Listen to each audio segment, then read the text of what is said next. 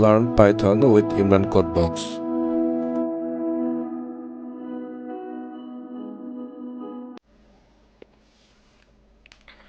আজকে আমরা দেখব যে আমাদের কম্পিউটারে পাইথন প্রোগ্রামিং করার জন্য কী কী সফটওয়্যার বা সাপোর্টিং কী কী সফটওয়্যার লাগবে। তো আমরা চলে যাচ্ছি গুগল ক্রোমে।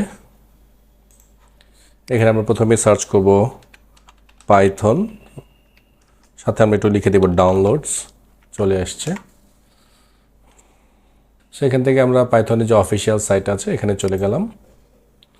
এখান থেকে আমরা এই যে ভার্সনটা আছে লেটেস্ট ভার্সনটাই আমরা নিলাম। সো আজকে যখন আমরা ভিডিওটা ডাউনলোড করছি তখন পর্যন্ত পাইথন লেটেস্ট ভার্সন হচ্ছে 3.1.3.0। তাহলে এটাকে আমরা ডাউনলোড করে নিলাম। সো ডাউনলোডে ক্লিক।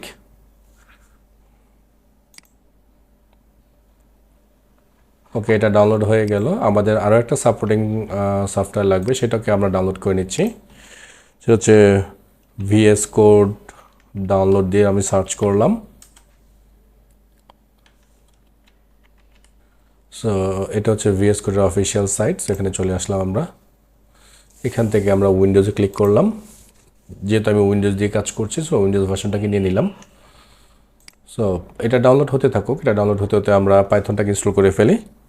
তাহলে আমি চলে যাচ্ছি আমার ডাউনলোডস ফোল্ডারে। সো আমি পাইথনকে রান অ্যাজ অ্যাডমিনিস্ট্রেটর করে দিলাম, ইয়েস করে দিলাম। সবচেয়ে জরুরি যে জিনিসটা আছে সেটা একটু অবশ্যই খেয়াল করবেন, সেটা হচ্ছে গিয়ে add Python exe to path.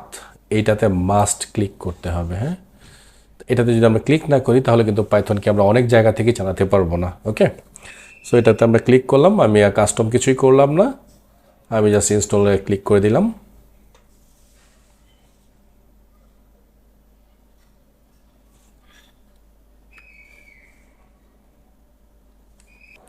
ওকে, তো আমাদের ইনস্টলটা সাকসেসফুল হয়েছে। আমরা জাস্ট ক্লোজ করে দিলাম।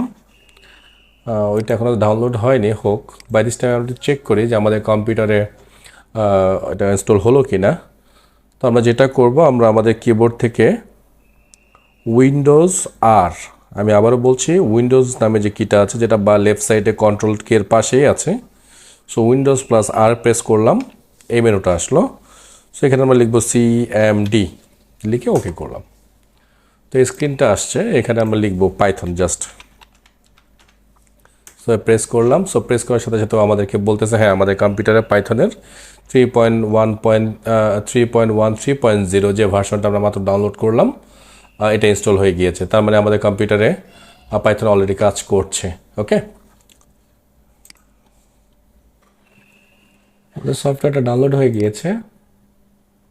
আমরা যে পেয়ে গিয়েছি, আমরা এটা এই যে এখানে আসছে।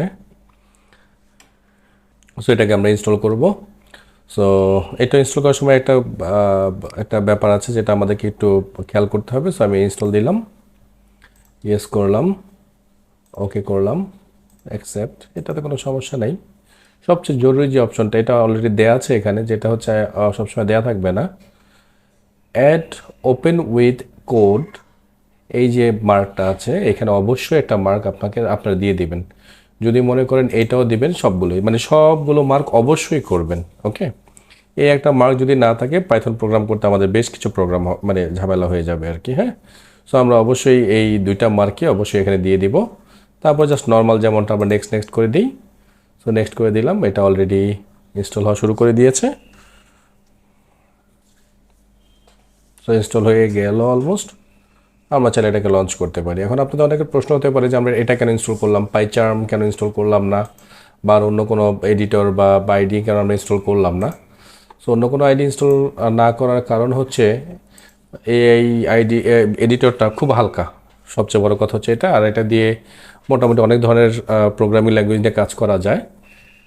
তো যার কারণে আমি ভিএস কোডটা কি খুব বেশি পছন্দ করি। সো পুরো কোডটা মানে আমরা পুরো টিউটোরিয়ালে আমরা এই ভিএস কোডটাকেই অ্যাজ এ এডিটর বলেন বা আইডি তো না, এডিটর হিসাবে এটাকে আমরা ব্যবহার করব। সো এটাকে ইনস্টল করার পরপরই আমরা আরও একটা কাজ করব, সেটা হচ্ছে আমরা এই এক্সটেনশন থেকে এখান থেকে আমরা সার্চ করব হচ্ছে পাইথন।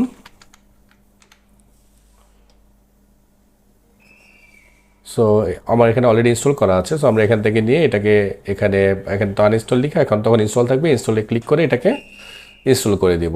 বাস ইনস্টল করে দিলে আমাদের কম্পিউটার পাইথন কোড করার জন্য কমপ্লিটলি রেডি হয়ে গেল। সো এই ভিডিওটা এই পর্যন্তই থাকলো।